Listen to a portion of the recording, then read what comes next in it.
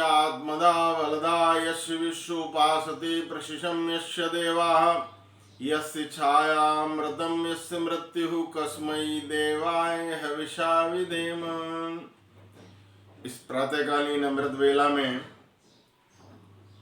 जय गुरुदेव charitable trust Aryaveer दल आर्य समाज के संयोजन में चल रहे बाल सत्संग में उपस्थित सभी प्यारे बच्चों को, साथियों को सादर सप्रेम नमस्ते। अभी हमने थोड़े दिन पूर्व 22 दिसंबर को गुरु गोविंद सिंह की जयंती मनाई थी, तो आज हम उनके विषय में जानने का प्रयास करेंगे। गुरु गोविंद सिंह, जैसा हम जानते हैं, सिखों के हमारे 10वें गुरु थे।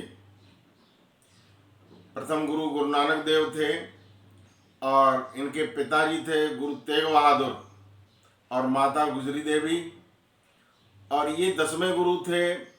इन्होंने गुरु परंपरा को भी समाप्त किया था। उसके पश्चात इन्होंने एक ग्रंथ बनाया था, उसका नाम है गुरु ग्रंथ साहिब। उसमें उन्होंने सभी गुरुओं के जो वाणी थी, गुरुओं के जो वचन थे, उत्तम वचन थे, उनको संग्रहित किया है।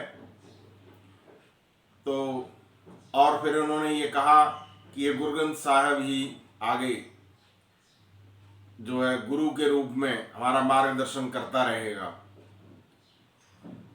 तो गुरु गोविंद सिंह जी जो थे, बहुत बड़े वीर, क्षत्रिय योद्धा, देशभक्त। जिस तरह की वेद में कल्पना की गई है, क्षत्रिय महारथी हों अरिदल विनाशकारी। हमारे देश के जो क्षत्रिय हों, हम प्रार्थना गाया करते हैं ना, ब्राह्मण स्वराष्ट्र में हो दुज ब्रह्म तेजहारी, क्षत्रिय महारथी हो अरिदल विनाशकारी। क्षत्रिय ऐसे होने चाहिए जो शत्रुओं के दल में विनाश मचा दे। तो गुरु गोविंद सिंह जी जो थे वो उसी तरह के व्यक्ति थे, उसी तरह के क्षत्रिय थे, बहुत बहादुर। उनकी बहादुरी का कोई मुकाबला नहीं। उस समय औरंगजेब का शासन था और दक्षिण में छत्रपति शिवाजी, इधर गुरु गोविंद सिंह, इसी तरह से छत्रसाल बुंदेला। इन लोगों ने बड़ी बहादुरी से उसका मुकाबला किया था और उसके दांत खट्टे किए थे। एक बहुत रोचक घटना इनके जीवन की विद्यार्थियों को बताना चाहते हैं। एक बार औरंगजेब ने कहा कि कुछ भी हो, गुरु गोविंद सिंह को बंदी बनाया जाना चाहिए। तो उसने अपने 10 लाख सैनिकों के साथ सेना को भेजा था, वजीर खां को भेजा सेनापति बना करके कि जाओ गुरु गोविंद सिंह को पकड़ के लाओ। और उस समय वो चमकौर नाम के दुर्ग में थे। मात्र उनके पास 40 सैनिक थे और इस 10 लाख की सेना ने उस दुर्ग को घेर लिया था। अब आप कल्पना करो कितने बहादुर रहे होंगे गुरु गोविंद सिंह। आज का व्यक्ति हो तो घबरा जाए। चारों तरफ से दुर्ग को घेर लिया गया है 10 लाख सैनिकों के द्वारा, लेकिन ये बहादुर गुरु गोविंद सिंह 40 सैनिकों के साथ और बड़ी हिम्मत से काम लेते हैं। और इन्होंने एक नारा दिया था, 1.25 लाख से एक लड़ाऊं तब गुरु गोविंद सिंह नाम कहाऊं। हमारा एक एक सैनिक लाखों व्यक्तियों को समाप्त करेगा, इतनी हमारे अंदर क्षमता है। तो गुरु गोविंद सिंह से हम सब विद्यार्थियों को प्रेरणा लेनी चाहिए। कितने वीर थे, कितने बहादुर थे, कितनी बड़ी परेशानी में भी वो अड़े रहे। और यही हुआ कि वो 5-5 के टुकड़ों में सैनिकों को भेजते थे और वो सैनिक जाकर के हजारों की संख्या में जो औरंगजेब के जो सैनिक थे उनको मार गिराते थे।